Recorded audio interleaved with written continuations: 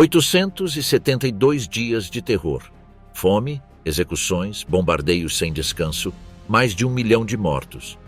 Leningrado resistiu ao impossível. Mas hoje tudo é diferente.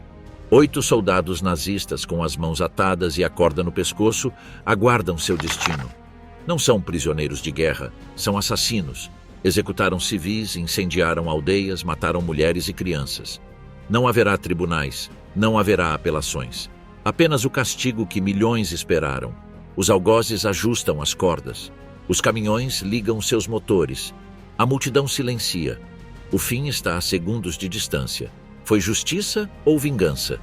Um castigo necessário ou um aviso brutal? Esta é a impactante execução pública dos soldados nazistas em Leningrado.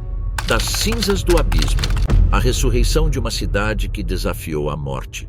No dia 27 de janeiro de 1944, após 872 dias de resistência heróica, Leningrado foi finalmente libertada do cerco alemão que havia transformado a outrora majestosa cidade em um cenário de sofrimento inimaginável.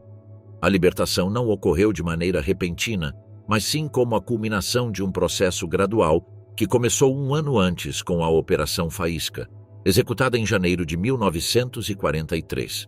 Esta operação militar conseguiu abrir um estreito corredor terrestre de apenas 8 a 10 quilômetros ao sul do Lago Ládoga, apelidado de o Corredor da Vida, que permitiu um fluxo limitado, porém vital, de suprimentos para a população sobrevivente. A libertação completa veio com a ofensiva de Leningrado-Novgorod, uma operação em larga escala que obrigou as forças alemãs a se retirarem definitivamente das imediações da cidade.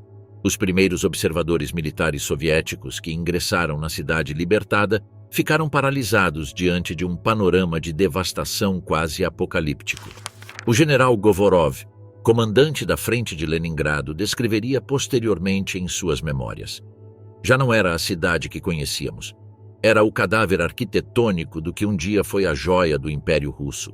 O inventário preciso da destruição, documentado meticulosamente pela Comissão Estatal para a Avaliação de Danos de Guerra, revelou números assustadores.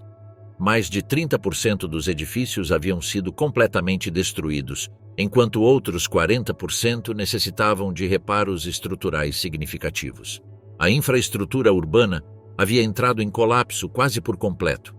O fornecimento de eletricidade era praticamente inexistente devido à destruição das principais estações geradoras, enquanto o sistema de água potável operava a apenas 25% de sua capacidade, com mais de 78 quilômetros de tubulações danificadas por bombardeios e ciclos extremos de congelamento.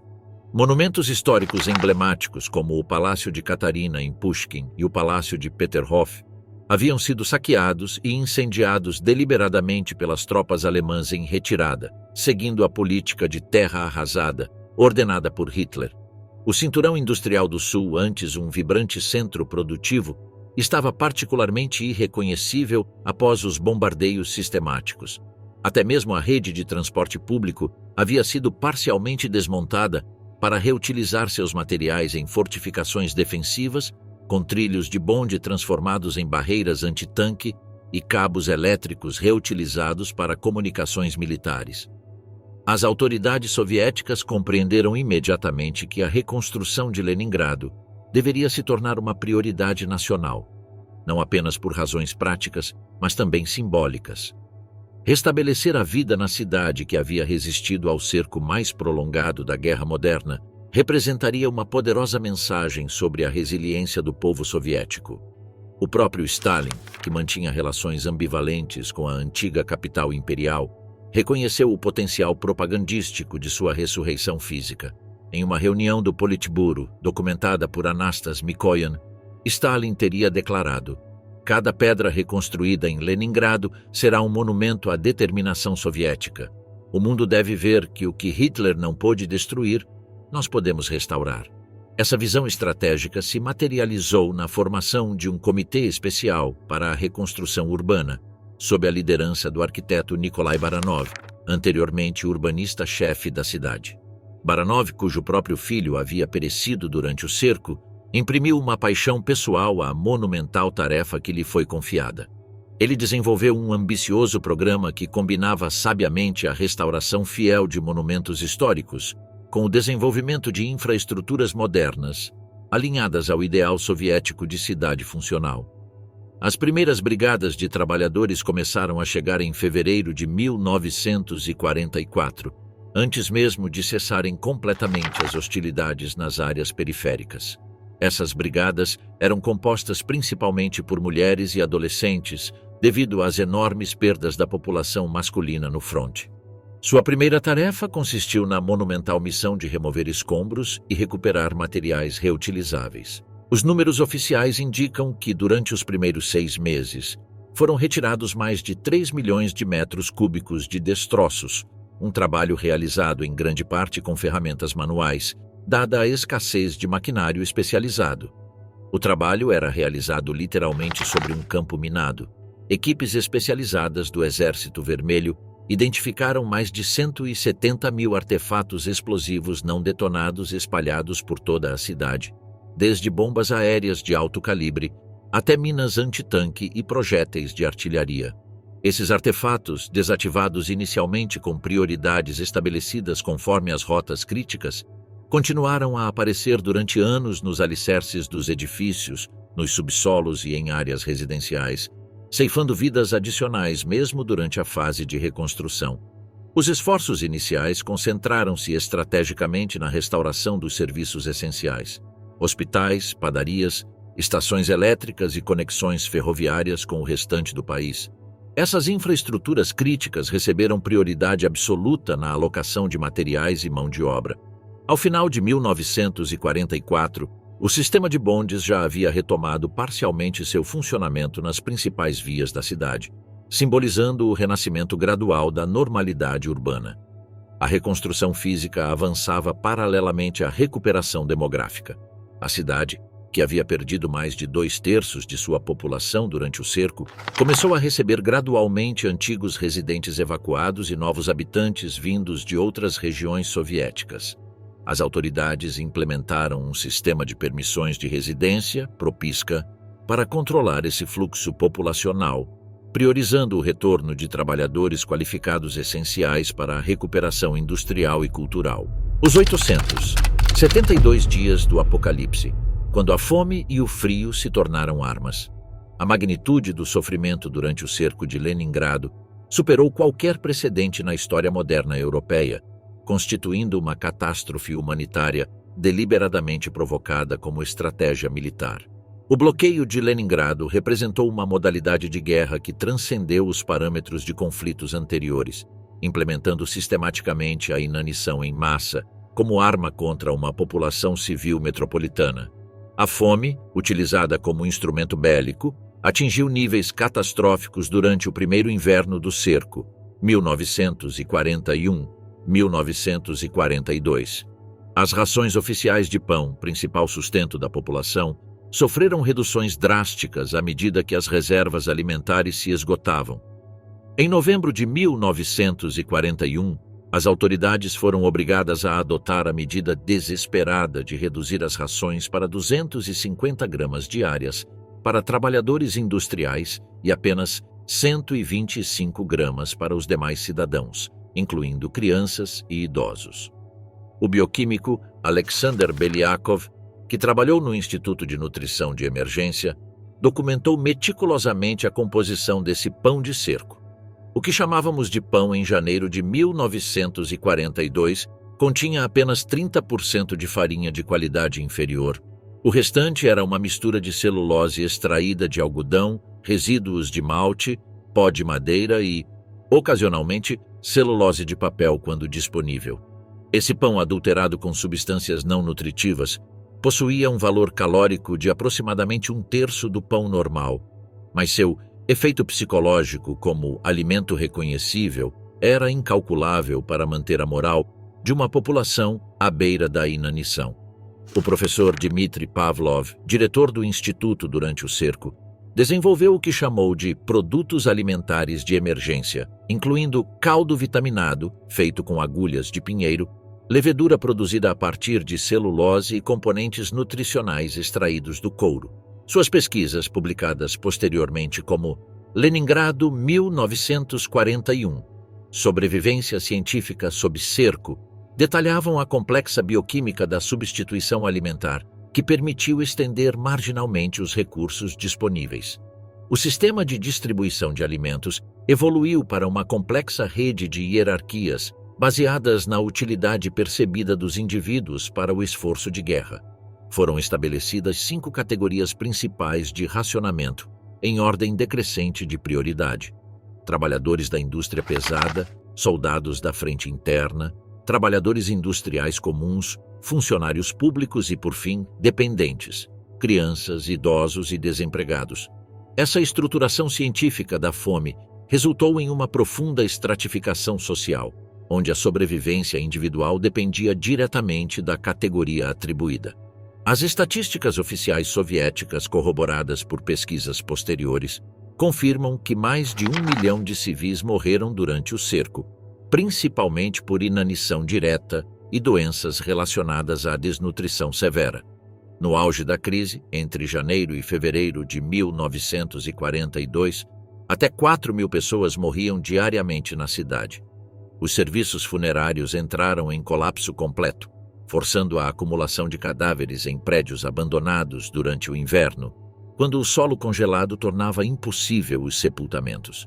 Estudos demográficos detalhados realizados pelo Instituto de História da Academia de Ciências nos anos 1960, embora não publicados até os anos 1990, revelaram padrões significativos de mortalidade.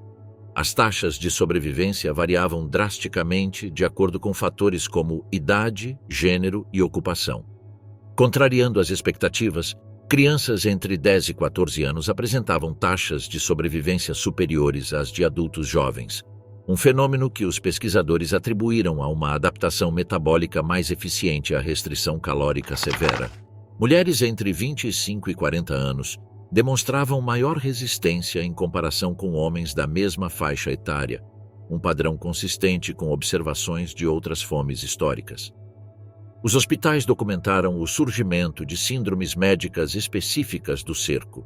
A doença de Leningrado, termo cunhado pelo Dr. Mikhail Molchanov, caracterizava-se por uma constelação de sintomas que incluíam edema progressivo, redução extrema de proteínas séricas, alterações cardiovasculares severas e, por fim, falência multiorgânica. Os protocolos médicos desenvolvidos nesse período representaram avanços significativos na compreensão clínica da desnutrição extrema e ainda são estudados em faculdades de medicina russas. O inverno de 1941 a 1942 intensificou o sofrimento exponencialmente, criando condições quase inimagináveis para a população, com temperaturas que frequentemente desciam até menos 30 graus Celsius e sem combustível disponível para aquecimento. Os edifícios residenciais tornaram-se efetivamente grandes geladeiras. Este período foi excepcionalmente severo, mesmo para os padrões de Petersburgo, com 26 dias consecutivos em janeiro, registrando temperaturas inferiores a menos 25 graus Celsius, um fenômeno que só havia ocorrido anteriormente em 1892. Os cidadãos, em sua desesperada luta pela sobrevivência, desmontaram estruturas interiores não essenciais para obter material combustível, sacrificando escadas de madeira, portas, molduras de janelas e, eventualmente, móveis familiares com valor sentimental. Essa severidade climática exacerbou exponencialmente os efeitos da desnutrição, criando um ciclo devastador. O frio extremo aumentava as necessidades calóricas justamente quando as calorias disponíveis atingiam seu mínimo histórico. A manutenção das infraestruturas urbanas básicas entrou em colapso total. Tubulações congeladas e rompidas destruíram sistemas hidráulicos inteiros nos distritos da cidade. O engenheiro municipal Vladimir Karasev documentou em suas memórias profissionais que, em fevereiro de 1942, apenas 8% dos edifícios residenciais mantinham algum tipo de abastecimento de água funcional. A coleta de água tornou-se uma expedição diária perigosa, com os moradores formando extensas filas ao redor dos poucos pontos públicos operacionais, frequentemente sob bombardeio. A implementação logística da Rota Militar número 101, através do Lago Ládoga, representa um dos esforços técnicos mais extraordinários da guerra. Inicialmente estabelecida com estudos rudimentares sobre a resistência do gelo, a rota evoluiu para um complexo sistema com estações intermediárias, sinalização especial resistente às condições árticas e protocolos rigorosos de trânsito. O tráfego primário consistia em caminhões gás AA, modificados para condições extremas, veículos originalmente projetados para transportar 1,5 toneladas, mas que frequentemente levavam até 3 toneladas de suprimentos. Essa operação era insuficiente e extremamente perigosa. O tenente-coronel Smirnov documentou que, mesmo em sua capacidade operacional máxima, a rota transportava aproximadamente 700 a 800 toneladas diárias, quando as necessidades mínimas estimadas eram de 1.100 a 1.200 toneladas para manter as rações básicas de sobrevivência. Durante os 152 dias de operação no inverno, o Major Pavel Baranov registrou perdas devastadoras. 1.004 veículos afundaram completamente junto com seus motoristas quando o gelo cedeu repentinamente, e outros 2.500 sofreram danos significativos. As estatísticas oficiais reconheceram 1.243 vítimas humanas diretas, embora investigações posteriores sugiram números consideravelmente superiores. Esse trânsito precário era especialmente vulnerável a ataques aéreos. A aviação finlandesa e alemã realizava incursões regulares, geralmente ao amanhecer ou ao entardecer, quando a visibilidade reduzida dificultava a interceptação por caças soviéticos. Particularmente devastador foi o ataque de 22 de dezembro, quando aviões Junkers Ju-88 destruíram um comboio de 82 caminhões carregados de farinha, resultando na perda total de aproximadamente 224 toneladas de alimentos. Apesar dessas condições extremas, os habitantes de Leningrado mantiveram uma notável coesão social, contrariando as expectativas do alto comando alemão. Em vez do colapso moral e do caos social que os estrategistas nazistas haviam previsto, surgiram inúmeros mecanismos de solidariedade comunitária que permitiram maximizar as chances de sobrevivência coletiva.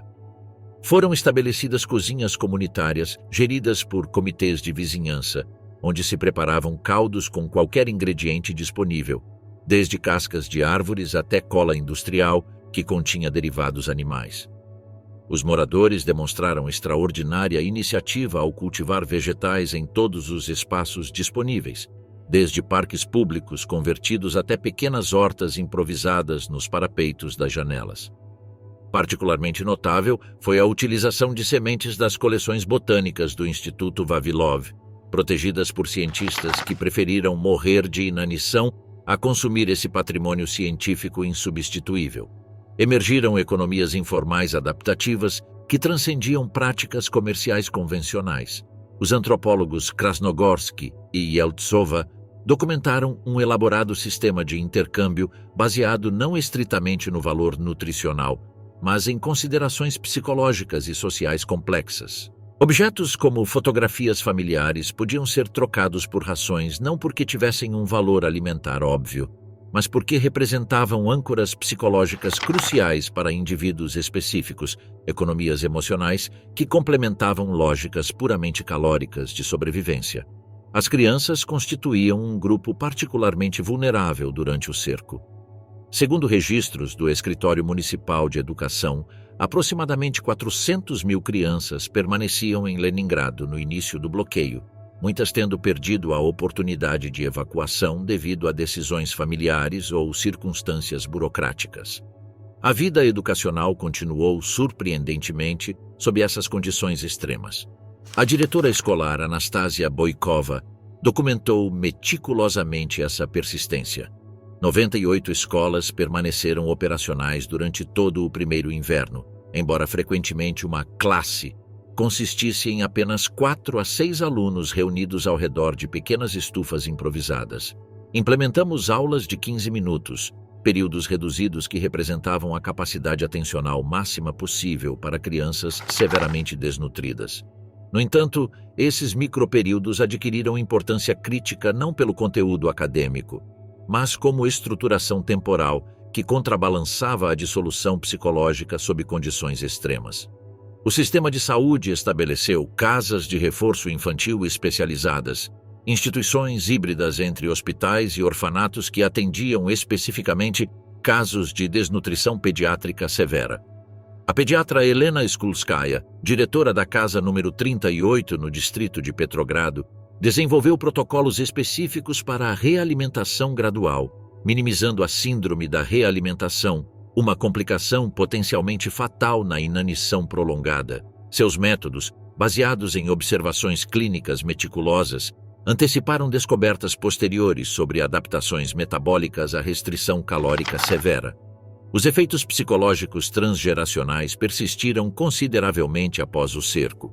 Estudos longitudinais posteriores, conduzidos pelo neuropsiquiatra Leonid Rogozin, entre os anos de 1960 e 1985, demonstraram padrões específicos em sobreviventes que eram crianças durante o cerco.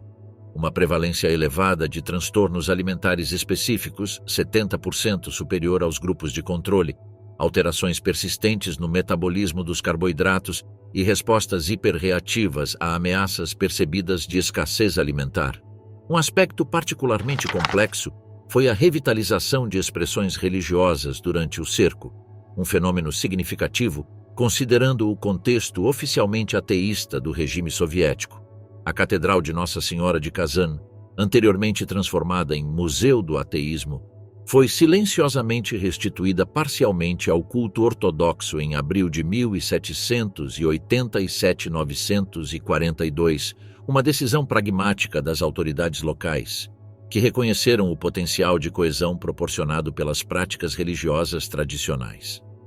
O arcipreste Nikolai Lomakin documentou essa transformação ambígua.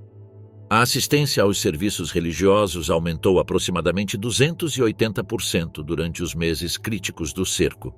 As autoridades adotaram uma posição deliberadamente ambivalente, oficialmente mantendo a postura antirreligiosa, mas tacitamente permitindo o funcionamento de igrejas-chave ao reconhecer sua função psicossocial estabilizadora. Esse fenômeno ilustra a adaptabilidade pragmática mesmo dentro de estruturas ideológicas rígidas, quando confrontadas com a necessidade básica de sobrevivência. Comunidades religiosas minoritárias também demonstraram notável resiliência organizacional. A comunidade judaica, historicamente significativa em Leningrado, mas severamente reduzida por evacuações preventivas, manteve o funcionamento semiclandestino de duas sinagogas improvisadas. O rabino Lubavitch Mendel Pelsner organizou redes de apoio sabático, nas quais famílias judias compartilhavam os escassos recursos disponíveis, implementando uma interpretação particular das leis dietéticas em consideração às circunstâncias extremas. A resistência cultural representou outra dimensão crucial da sobrevivência coletiva. Contra todas as probabilidades, a Filarmônica de Leningrado continuou oferecendo concertos durante todo o cerco, mantendo viva a tradição cultural da cidade mesmo nos momentos mais desesperadores. Esse esforço culminou na emblemática interpretação da Sétima Sinfonia de Shostakovich, em agosto de 1942, na qual músicos visivelmente debilitados pela fome tocaram para um auditório que havia recebido rações especiais para se manter consciente durante a apresentação. Esse concerto, transmitido por rádio para toda a cidade e para o mundo exterior por meio de linhas militares especiais, tornou-se um símbolo internacional da resistência cultural diante da barbárie. Esta atividade cultural transcendia o simples entretenimento para se constituir em um mecanismo crucial de sobrevivência psicológica coletiva. A musicóloga Sofia Kramskaya analisou: a continuidade da expressão artística representava uma declaração existencial fundamental, a preservação deliberada de dimensões humanas transcendentes, precisamente quando circunstâncias materiais extremas ameaçavam reduzir a existência inteiramente à sobrevivência biológica imediata. Manter práticas culturais sofisticadas constituía uma reafirmação coletiva da humanidade irredutível. A biblioteca pública manteve horários reduzidos, porém operou ininterruptamente, registrando um incremento significativo nos empréstimos de literatura clássica russa e europeia. A bibliotecária-chefe Antonina Greenwald documentou esse fenômeno aparentemente contraditório. Quando a redução extrema de calorias provocava fraqueza física severa, observamos paradoxalmente um incremento substancial na demanda por literatura complexa. Lev Tolstói, Charles Dickens, Victor Hugo, precisamente obras que requeriam um investimento cognitivo significativo. A leitura intensiva funcionava simultaneamente como uma distração psicológica eficaz e uma reafirmação da identidade cultural ameaçada. Os diários pessoais de sobreviventes, muitos deles descobertos e publicados somente após a queda da União Soviética, revelam a complexidade psicológica da experiência do cerco. Esses testemunhos documentam tanto atos incríveis de altruísmo quanto instâncias de comportamento extremo impulsionado pelo desespero. Particularmente comoventes são os diários de adolescentes como Tânia Savicheva, cujo breve diário se reduz a anotar sucintamente as datas sucessivas do falecimento de todos os membros de sua família, concluindo com a devastadora entrada: "Todos morreram. Só resta Tânia." As autoridades soviéticas, reconhecendo o valor histórico e o potencial propagandístico desses testemunhos diretos, estabeleceram em junho de 1942 uma comissão especial para a documentação sistemática das experiências civis. O Arquivo do Cerco, originalmente classificado e apenas parcialmente publicado durante a era soviética, contém aproximadamente 125 mil páginas de testemunhos contemporâneos, incluindo 1.500 diários pessoais completos, 3.000 entrevistas estruturadas e aproximadamente 700 coleções de correspondência familiar. Essa documentação exaustiva revela padrões psicológicos consistentes característicos do trauma extremo prolongado.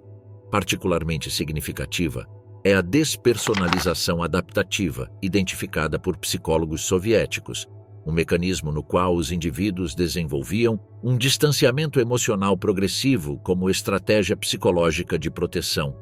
A psicóloga Vera Imber, que manteve prática clínica durante o cerco enquanto documentava sistematicamente suas observações profissionais, caracterizou esse fenômeno como autopreservação por meio da fragmentação seletiva da consciência emocional, a capacidade adquirida de separar efetivamente a consciência observadora da experiência imediata, permitindo um funcionamento contínuo sob condições objetivamente intoleráveis. A experiência extrema do cerco de Leningrado representa um paradigma singular em que sociedades modernas industrializadas enfrentaram uma regressão forçada a condições materiais pré-industriais, enquanto mantinham estruturas organizacionais, valores culturais e expectativas psicológicas contemporâneas.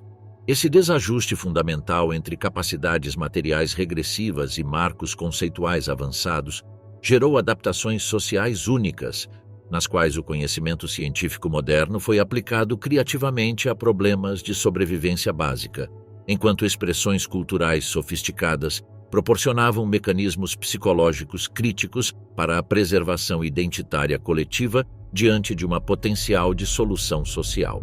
A espada implacável da justiça. Contas por 1 milhão de almas.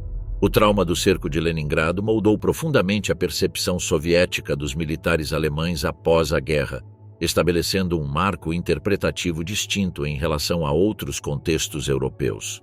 A distinção entre a Wehrmacht, Forças Armadas Regulares, e as SS, Forças Paramilitares Nazistas, que existia em outros contextos da Europa Ocidental, tinha pouca relevância na mentalidade soviética do pós-guerra. Para os sobreviventes de Leningrado e de outras cidades soviéticas que sofreram a ocupação, todos os militares alemães, independentemente de sua afiliação específica, eram considerados participantes ativos de um sistema que deliberadamente implementou políticas de extermínio contra a população civil. A resposta soviética após a vitória se manifestou em múltiplas dimensões complementares.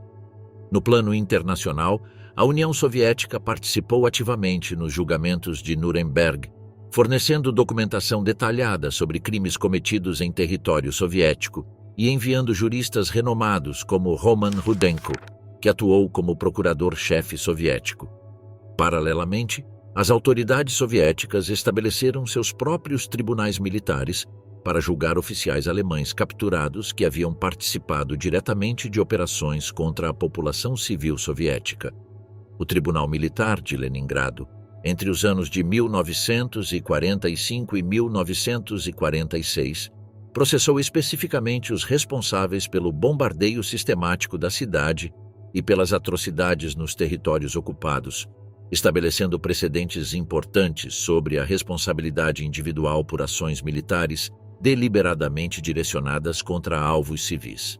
Paralelamente aos processos judiciais formais, centenas de milhares de prisioneiros alemães foram internados em campos de trabalho, onde contribuíram diretamente para a reconstrução das infraestruturas destruídas durante o conflito. Essa política, embora posteriormente criticada sob a ótica contemporânea dos direitos humanos, enquadrava-se na concepção soviética de justiça restaurativa, segundo a qual os responsáveis pela destruição deveriam contribuir materialmente para a reparação dos danos causados. Em Leningrado, brigadas específicas de prisioneiros alemães participaram da reconstrução de edifícios emblemáticos, como o Palácio de Catarina, em Pushkin, e seções gravemente danificadas do Hermitage. Essas designações continham uma dimensão simbólica deliberada. Os mesmos indivíduos que haviam participado da destruição sistemática do patrimônio cultural russo agora contribuíam para sua restauração sob a supervisão dos próprios sobreviventes. É importante contextualizar que o regime stalinista utilizou habilmente a memória da guerra para consolidar seu controle político interno. O caso de Leningrado, ocorrido entre 1949 e 1950, exemplifica claramente essa manipulação.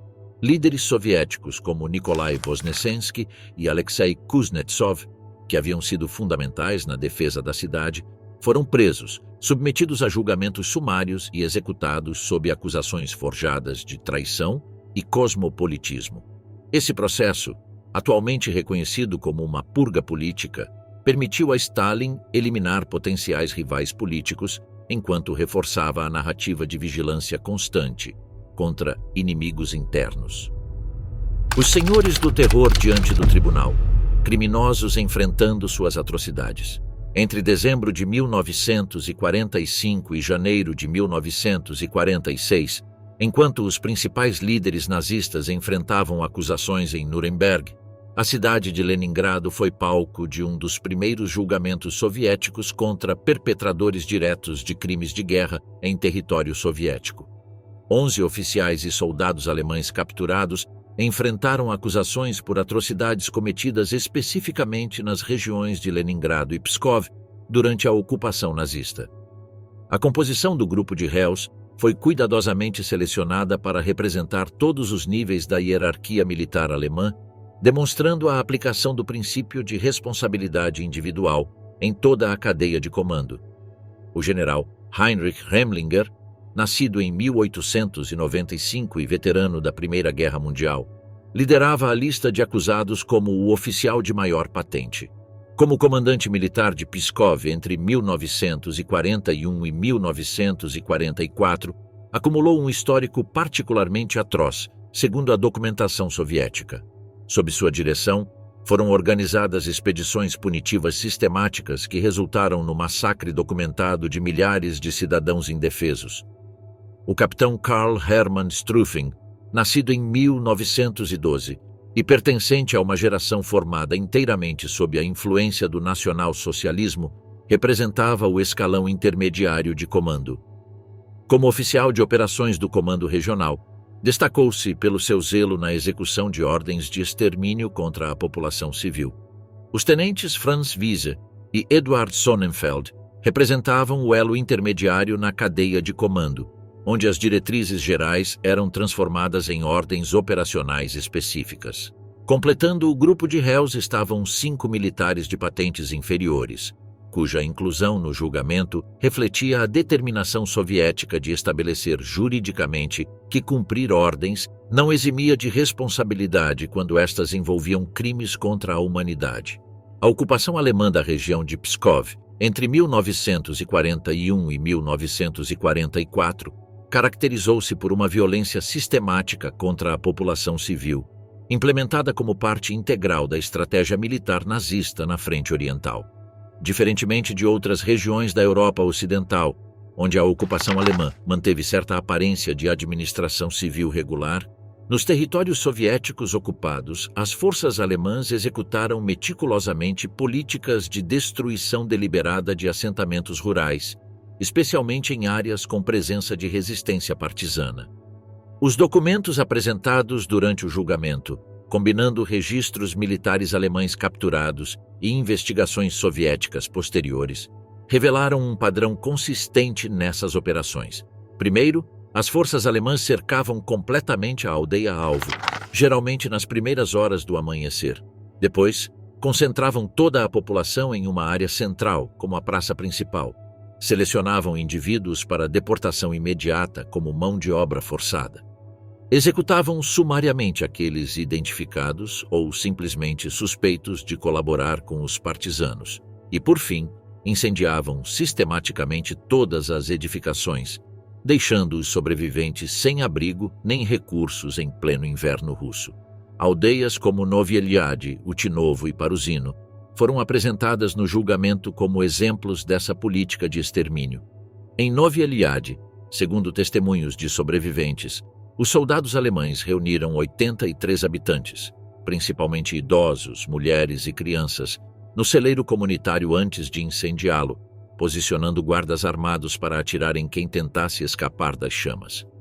Em Utinovo, 67 residentes, em sua maioria mulheres e crianças, foram trancados na igreja local, que foi posteriormente incendiada após sua estrutura de madeira ser encharcada com combustível.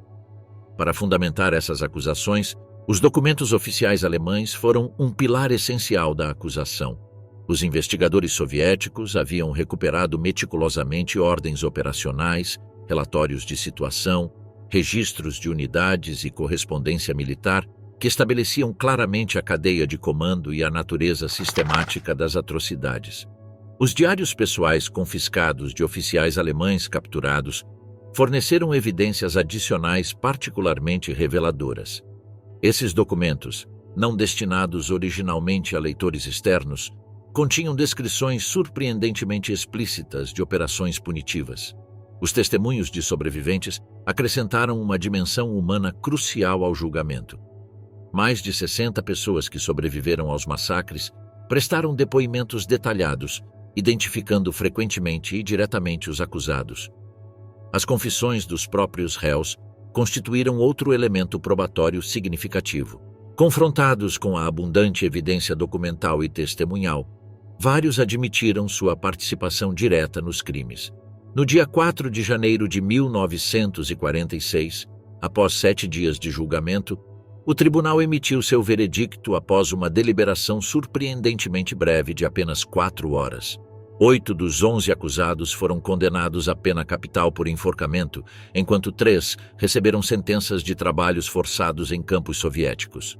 O tribunal anunciou que as execuções seriam realizadas publicamente no dia seguinte, 5 de janeiro, na Praça Kalinin, em Leningrado, um espaço urbano simbolicamente significativo que havia sofrido bombardeios durante o cerco. A hora do acerto de contas, quando a forca vingadora fez justiça.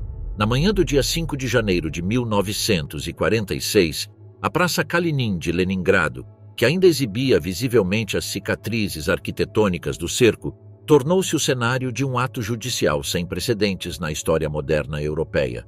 Desde as primeiras horas, apesar das temperaturas extremamente adversas, que caíram abaixo de 15 graus negativos, cidadãos de todas as idades começaram a se reunir gradualmente na praça e nas ruas adjacentes. Ao meio-dia, entre 15 mil e 20 mil pessoas ocupavam densamente a praça e as vias ao redor, segundo estimativas oficiais da época. A composição demográfica dos presentes era significativa. Predominavam notavelmente mulheres de meia idade e idosos, refletindo diretamente as devastadoras perdas masculinas durante o conflito. Muitos dos presentes carregavam fotografias emolduradas de familiares falecidos durante o cerco ou a ocupação, transformando espontaneamente o evento em um ritual coletivo de memória.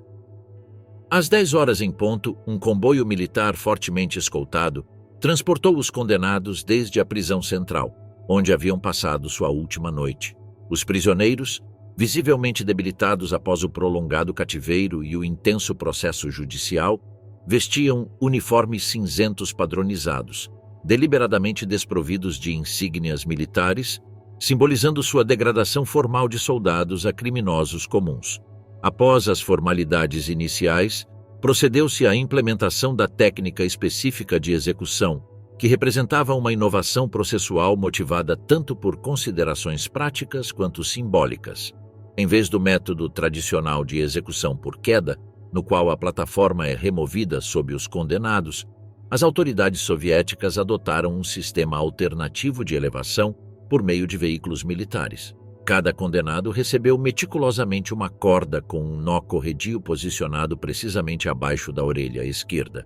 A extremidade oposta de cada corda estava firmemente atada à parte traseira de um caminhão Z-5, veículos industriais fundamentais no esforço de guerra soviético, que agora serviam simbolicamente como instrumentos de justiça histórica. Quando a execução foi realizada, a reação da multidão foi descrita de maneira consistente como marcada por um silêncio absoluto, quase sobrenatural. Diversos observadores independentes documentaram essa resposta coletiva extraordinária. Milhares de pessoas observando sem exclamações, comentários ou manifestações emotivas visíveis, como se a magnitude do momento histórico transcendesse qualquer expressão convencional. O mundo como testemunha, a justiça transformada em espetáculo. A execução realizada na Praça Kalinin recebeu uma cobertura midiática meticulosamente planejada e orquestrada pelas autoridades soviéticas, que compreendiam plenamente o potencial simbólico do evento. A revista ilustrada Ogoniok, de ampla circulação popular, publicou um relatório fotográfico de 8 páginas capturando momentos-chave do julgamento e da execução. Essas imagens, cuidadosamente selecionadas e organizadas em sequência, mostravam tanto os condenados quanto reações representativas da multidão, enfatizando particularmente a presença emotiva de sobreviventes diretos do cerco e familiares de vítimas. Um elemento distintivo da cobertura soviética foi sua projeção internacional deliberada. A agência oficial TASS distribuiu comunicados detalhados e fotografias selecionadas para a imprensa estrangeira, especialmente na Europa Oriental sob influência soviética, onde a narrativa de justiça revolucionária encontrava um público potencialmente receptivo. Em contraste, os meios de comunicação ocidentais adotaram geralmente um tom mais crítico e distanciado, questionando especificamente aspectos processuais do julgamento e a natureza pública da execução, a partir de parâmetros jurídicos ocidentais. O jornal The New York Times publicou no dia 6 de janeiro um artigo intitulado Justiça Soviética em Espetáculo Público, no qual seu correspondente Harrison Salisbury, embora reconhecendo a legitimidade substancial das acusações, questionava: a transformação de procedimentos judiciais legítimos em espetáculos públicos massivos inevitavelmente contamina a distinção essencial entre justiça ordenada e vingança coletiva. Embora compreensível, dado o sofrimento extremo infligido à população soviética, essa teatralização do castigo reflete concepções fundamentalmente diferentes sobre os propósitos sociais da justiça penal nos sistemas soviético e ocidental.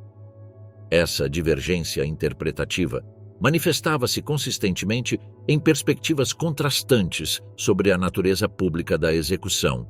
Enquanto os meios soviéticos apresentavam esse aspecto como um elemento democratizador essencial, onde a justiça do povo era realizada diante dos olhos do povo, as publicações ocidentais caracterizavam esse mesmo elemento como um espetáculo medieval, ou justiça como propaganda, refletindo diferenças fundamentais nas concepções culturais sobre transparência judicial e a função social do castigo. A execução de Leningrado representa um caso paradigmático, em que justiça formal e poder simbólico se entrelaçam inextricavelmente. Do ponto de vista estritamente judicial, havia fundamentos legítimos indiscutíveis para as sentenças impostas. Os crimes estavam amplamente documentados por meio de evidências materiais substantivas, múltiplos testemunhos corroborantes e confissões detalhadas. No entanto, a decisão específica de executar as sentenças publicamente transcendia considerações puramente judiciais, para adquirir uma dimensão política e simbólica adicional, deliberadamente cultivada. Para o regime stalinista, o evento constituía uma oportunidade estrategicamente valiosa para reforçar simultaneamente múltiplas narrativas oficiais: a vitória moral sobre o fascismo, a eficácia do sistema judicial soviético e a capacidade do Estado de proteger e vingar diretamente seus cidadãos vitimados. A presença de câmeras oficiais, a disposição cuidadosamente coreografada da multidão e a difusão internacional planejada das imagens evidenciam uma orquestração que transcendia objetivos estritamente punitivos. Particularmente significativo é o contraste marcante entre esse espetáculo público elaboradamente organizado e os processos simultâneos contra cidadãos soviéticos acusados de colaboração, conduzidos majoritariamente a portas fechadas, com cobertura midiática mínima. Essa dicotomia processual sugere uma instrumentalização seletiva da justiça pública, estrategicamente reservada para casos que reforçavam inequivocamente a narrativa oficial, sem risco de expor contradições internas ou ambiguidades morais complexas do período de ocupação. O historiador soviético dissidente Roy Medvedev documentou essa assimetria reveladora.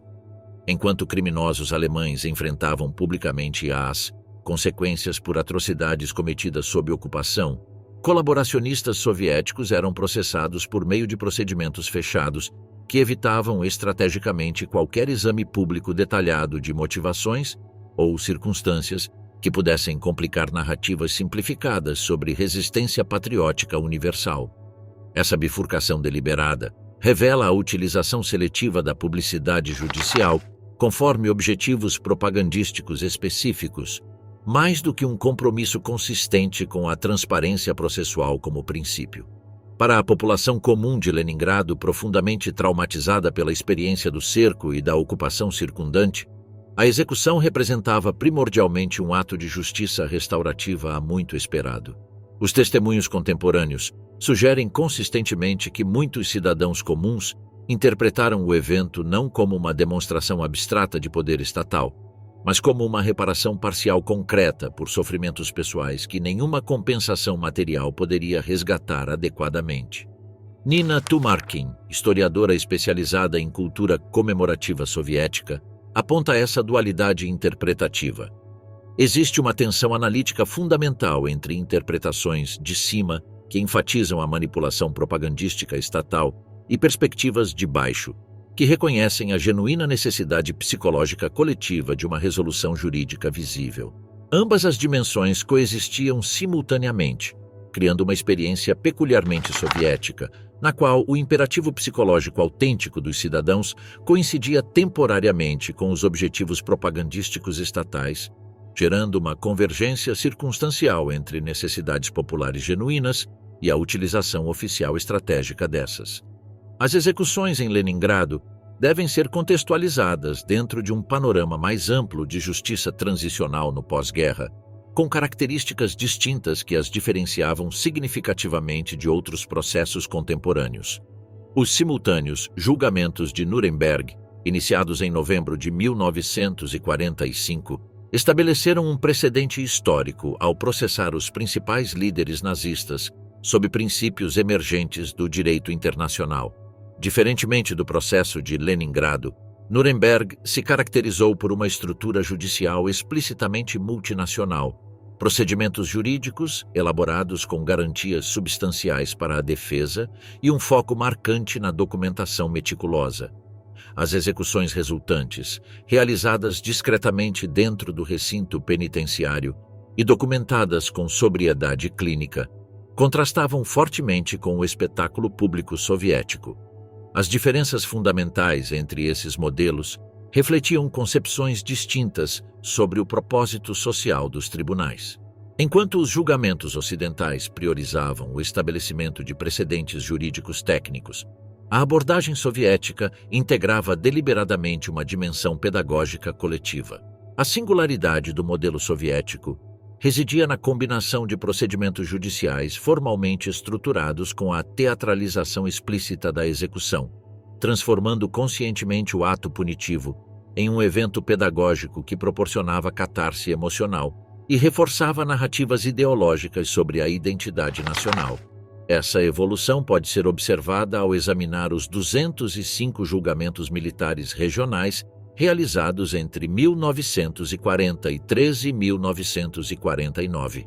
Os primeiros processos receberam ampla publicidade como instrumento motivacional durante o conflito ativo, enquanto os posteriores tiveram cobertura significativamente reduzida à medida que as prioridades nacionais se reorientaram para a reconstrução.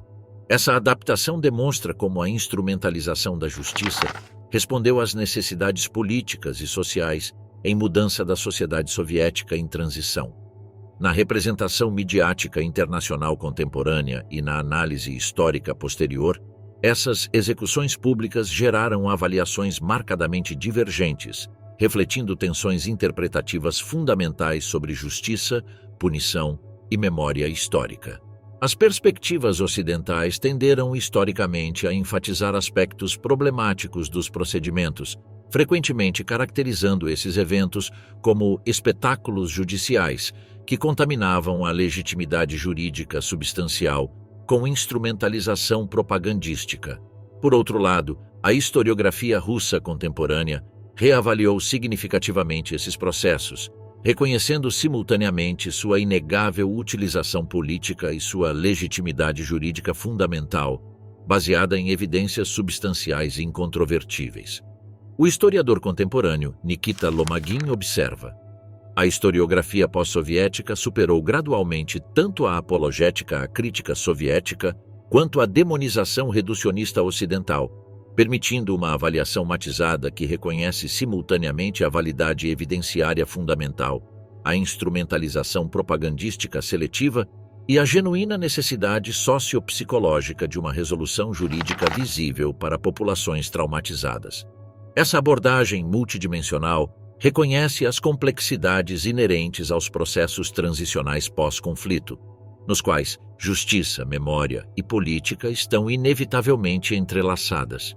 Essas divergências interpretativas refletem tensões conceituais mais profundas sobre os propósitos fundamentais da justiça pós-conflito. Trata-se primariamente de um mecanismo técnico para estabelecer responsabilidades individuais específicas ou de um instrumento social mais amplo para a reconstrução moral coletiva? Deve-se priorizar a neutralidade processual asséptica ou o impacto pedagógico transformador? O que é mais importante, estabelecer precedentes jurídicos tecnicamente impecáveis ou proporcionar um fechamento psicológico tangível para populações vitimadas?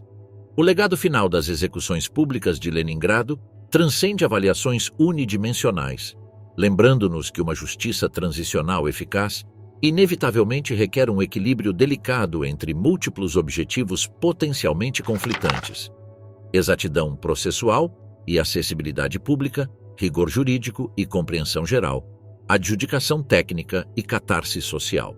Sua análise contemporânea oferece um lembrete pertinente de que a justiça pós-conflito genuína deve simultaneamente satisfazer os requisitos processuais formais e as necessidades psicossociais substanciais de sociedades traumatizadas pela violência em massa, uma combinação que continua desafiando as implementações contemporâneas da justiça transicional em escala global. A execução de Leningrado evoluiu de maneira complexa e significativa na memória coletiva da Rússia e da Alemanha ao longo das décadas subsequentes, refletindo as transformações políticas, sociais e historiográficas de ambas as sociedades. Na Rússia contemporânea, esse episódio histórico ocupa um lugar ambivalente na narrativa oficial. Durante o período soviético, essas execuções faziam parte integral do relato canônico sobre a Grande Guerra Patriótica, sendo sistematicamente apresentadas como exemplos paradigmáticos de justiça restaurativa. Os manuais escolares, documentários oficiais e publicações comemorativas as incorporavam regularmente como demonstrações concretas do compromisso estatal com a reparação histórica do sofrimento civil. Essa interpretação começou a se modificar gradualmente após a dissolução da União Soviética. Desde os anos 1990, os principais museus históricos de São Petersburgo têm adotado abordagens mais matizadas, tratando esses eventos com maior distanciamento crítico e contextualizando-os explicitamente dentro das políticas stalinistas do pós-guerra. As exposições contemporâneas tendem a apresentar documentação primária com mínima interpretação direcionada, permitindo que os visitantes desenvolvam suas próprias conclusões sobre a complexidade moral e jurídica desse capítulo histórico. Na Alemanha, a evolução interpretativa foi consideravelmente mais pronunciada e unidirecional. Durante as décadas posteriores à guerra, prevaleceu amplamente o denominado mito da Wehrmacht limpa, uma construção narrativa que atribuía as atrocidades exclusivamente às SS e a organismos especializados do Partido Nazista, exonerando implicitamente o exército regular alemão de responsabilidade sistêmica por crimes contra a população civil. Essa mitologia reconfortante, porém fundamentalmente distorcida, começou a se desmoronar significativamente a partir da exposição itinerante Crimes da Wehrmacht, Verbrechen der Wehrmacht, realizada entre 1995 e 1999, que documentava extensivamente a participação direta e sistemática de unidades regulares do Exército em atrocidades contra civis, particularmente na Frente Oriental. A historiografia alemã contemporânea incorporou progressivamente esses julgamentos soviéticos em sua análise crítica do passado nazista, reconhecendo a legitimidade substancial das acusações, embora mantendo reservas metodológicas sobre aspectos processuais específicos. Instituições acadêmicas, como o Centro de Documentação sobre o Nacionalsocialismo em Munique, atualmente incluem referências explícitas aos julgamentos soviéticos como parte integral da compreensão holística da justiça transicional do pós-guerra e de suas diversas manifestações contextuais. A análise histórica do cerco de Leningrado, suas consequências e os processos judiciais subsequentes revela dimensões fundamentais sobre a natureza da guerra, da justiça e da memória coletiva que transcendem seu contexto específico. A resistência heróica da população civil, durante 872 dias de isolamento e fome deliberadamente imposta, demonstrou uma capacidade de sobrevivência que desafiou cálculos militares convencionais. Esse capítulo histórico extremo ilustra tanto a brutalidade potencial da guerra moderna contra a população civil, quanto a extraordinária resiliência humana sob circunstâncias aparentemente impossíveis. Os julgamentos e execuções públicas de criminosos de guerra alemães em Leningrado exemplificam as complexas interseções entre justiça legítima, narrativa política e trauma coletivo. Embora os crimes julgados estivessem amplamente documentados por meio de evidências substanciais, a instrumentalização do processo para objetivos propagandísticos ilustra as tensões inerentes entre justiça processual pura e necessidades políticas contextuais. Para observadores contemporâneos, o estudo desse capítulo histórico oferece perspectivas valiosas sobre dilemas persistentes na justiça transicional. Como equilibrar necessidades legítimas de justiça retributiva com imperativos de reconciliação social? Qual é o papel das cerimônias públicas no processamento coletivo de traumas históricos? Como a interpretação de eventos traumáticos evolui ao longo de gerações e transições políticas? A história do cerco de Leningrado e suas complexas consequências continua a ressoar porque ilumina questões fundamentais sobre a capacidade humana de infligir e resistir ao sofrimento extremo, de buscar justiça após atrocidades e de construir futuros viáveis sobre os alicerces de experiências traumáticas compartilhadas.